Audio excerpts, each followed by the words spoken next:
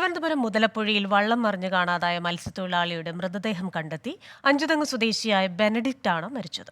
പുതുക്കർച്ചി തീരത്താണ് മൃതദേഹം കണ്ടെത്തിയത്. അലക്സ് റാം മുഹമ്മദ് ചേരുന്നുണ്ട് തിരുവനന്തപുരത്ത് നിന്ന് വിവരങ്ങളുമായി. അലക്സ്, ഈ മത്സ്യത്തൊഴിലാളികളാണ് ഈ മൃതദേഹം കണ്ടെത്തിയതെന്നാണ് മനസ്സിലാക്കുന്നത്. കൂടുതൽ വിവരങ്ങൾ എന്താണ്?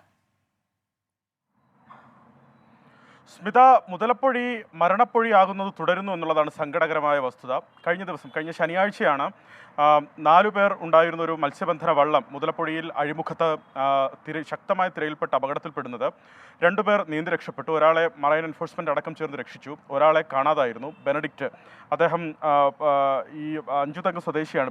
ബെനഡിക്റ്റിനെ കാണാതായിരുന്നു. ബെനഡിക്റ്റിന് വേണ്ടിയുള്ള തിരച്ചിൽ അത് ശനിയാഴ്ച മുതൽ തന്നെ ഊർജിതമായി നടത്തിയിരുന്നു. മറൈൻ എൻഫോഴ്സ്മെന്റ് നേതൃത്വത്തിലും കോസ്റ്റൽ പോലീസിന്റെ നേതൃത്വത്തിലും അതുപോലെ മത്സ്യത്തൊഴിലാളികളുടെയും നാട്ടുകാരുടെയും ഒക്കെ നേതൃത്വത്തിൽ തിരച്ചിൽ നടത്തിയിരുന്നു. പക്ഷേ അദ്ദേഹത്തെ കഴിഞ്ഞ ദിവസങ്ങൾ കണ്ടെത്താനായില്ല.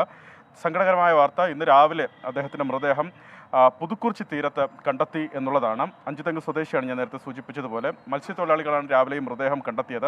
കോസ്റ്റൽ പോലീസിനെ മറൈൻ എൻഫോഴ്സ്മെന്റിനെയും വിവരം അറിയിച്ചു. തുടർന്ന് പോലീസ് എത്തി അദ്ദേഹത്തിൻ്റെ മൃതദേഹം ചിറയൻകീഴ് താലൂക്ക് ആശുപത്രിയിലേക്ക് മാറ്റിയിട്ടുണ്ട്. പോസ്റ്റ്മോർട്ടം നടപടികൾക്ക് ശേഷം മൃതദേഹം ബന്ധുക്കൾക്ക് വിട്ടു നൽകും. ഈ വർഷം തന്നെ ഇത് 4ാമത്തെ മത്സ്യത്തൊഴിലാളിയാണ് മുതലപ്പുഴയിൽ സമാനമായ അപകടത്തിൽ മരിക്കുന്നത് എന്നുള്ളതാണ് സങ്കടകരമായ വസ്തുത.